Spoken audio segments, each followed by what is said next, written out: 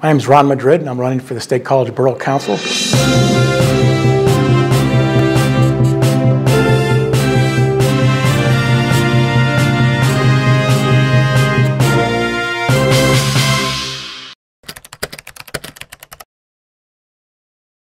I'm a 20-year resident of the borough. I work at Penn State. I've been involved with activities within the borough for a number of years.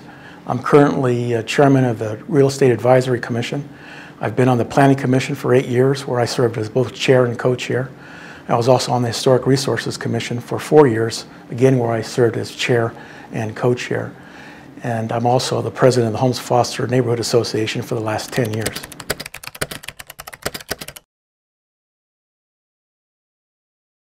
I'm running for council because I think the borough is in a time of transition, and our biggest dilemma is the budget.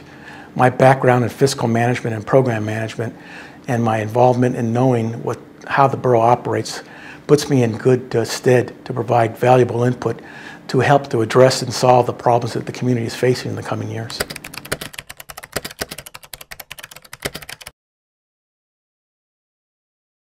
Well, it really kind of goes back to my parents, who instilled in all of myself and my siblings that, you know, as Americans, we owe a service to the country and to our community, and we shouldn't take all our liberties and all the things that, you know, the United States provides for granted. And so they instilled in us a sense of duty and service. And as I entered into the military, that just was reinforced. So I've been doing that for more than 40 years. So.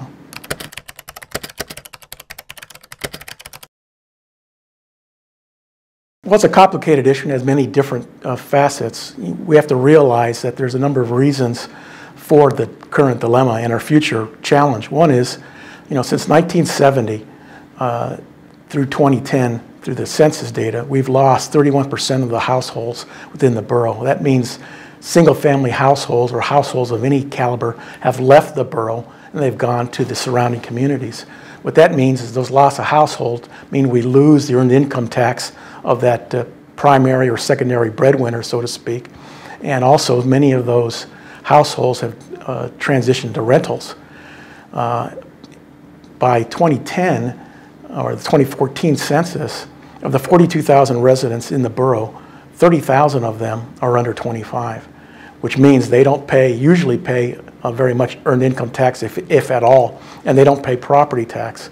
Yes, they might be living in a rental unit that does pay property tax, but that just goes to show you of diminishing resources, or at the very best stagnant, all at the same time while we have rising personnel costs, not so much in salary, but quite frankly in pension and health care benefits, which are increased every year. So again, a stagnant revenue stream and an increasing cost. So we only have limited means to generate revenue. That's the earned income tax, the real estate tax, the land transfer tax, and the local services tax. Those are kind of fixed by the Pennsylvania Assembly. We need to change that. We need to lobby and lobby hard, and that's what I'll do as a member of council, to change that at the Pennsylvania Assembly level. We need the ability to generate local taxes. And that, my recommendations are a liquor retail tax, a sales tax, and also a share of the hotel occupancy tax. Hotels within the State College area generated in 2014 over $670,000 of hotel occupancy tax.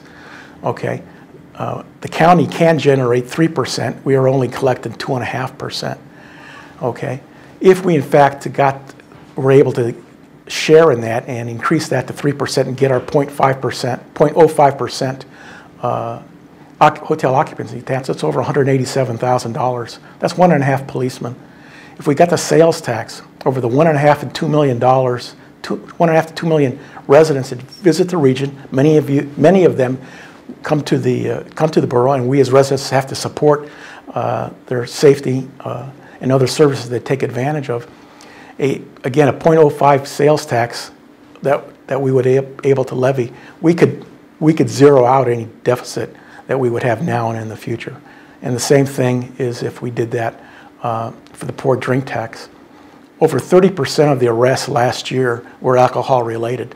That does not count the citations.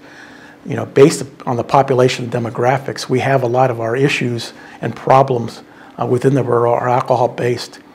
We should be able to charge those that take advantage of those, buy alcohol and use that and generate those problems, whether they be citation or arrest. We should be able to use those resources to address that and not rely on the residents' earned income tax or property tax. Well, it's really not an issue because one is I don't call them students, they're residents of the borough who happen to go to Penn State.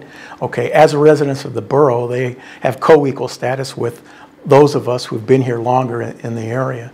And we have to build those communications between residents of all different calibers and demographics and understand that we live in one community. One of the things that's often misinterpreted is much of the problems or crimes and even citations that happen within the borough that are alcohol related are in fact caused by visitors to the borough. And what happens is those visitors who for whatever reason come to the borough, whether it be they think they're having a good time or they're coming you know, for a football game or to visit their friends, they think it's party central. They cause the problem, but who gets blamed? It's again the residents of the borough who go to Penn State. So often the issue is, well, we have to do something with our fellow residents who go to Penn State. Sometimes that may in fact be overstated. That may not be an issue at all.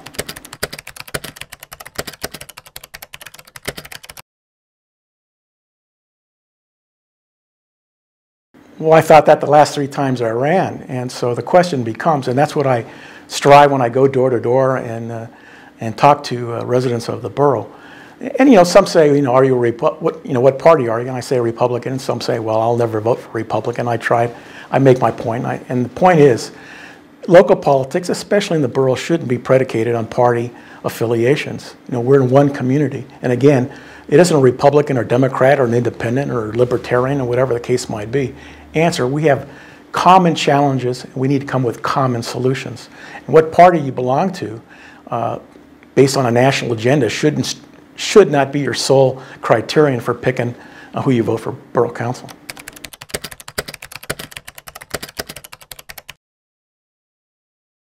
Well, you know, it's the budget, it's the budget, it's the budget. Everything we do is dollar-based. If we don't get our budget in order, if we don't, in fact, address the issue of increasing costs and decreasing revenues and get other revenue sources, what that happens, that's going to, our AAA status, bond status is going to be reduced. That means if we do borrow money to do infrastructure or civic improvements, it's going to cost us more, which causes, again, an imbalance of the budget again. All those things that we want to do as a community, whether it be downtown improvements in the West End, inclusionary housing, all those are based on resources.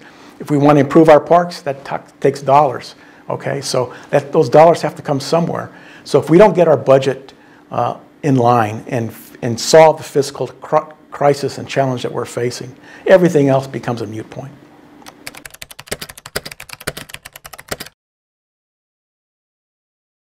Well, I only like to point out that, you know, again, the borough is facing significant challenges now and in the future. And I think I'm a team player. I'm not I'm solution-based, okay? I'm not driven by social or political agendas. So if you want someone on council to articulate and represent the entire community, I'm your person. I'm that man, okay? If you want to go the party line, that's your choice. I'm only saying that based on the challenges that we face, that may not be the best way to, in fact, address the issues of the future.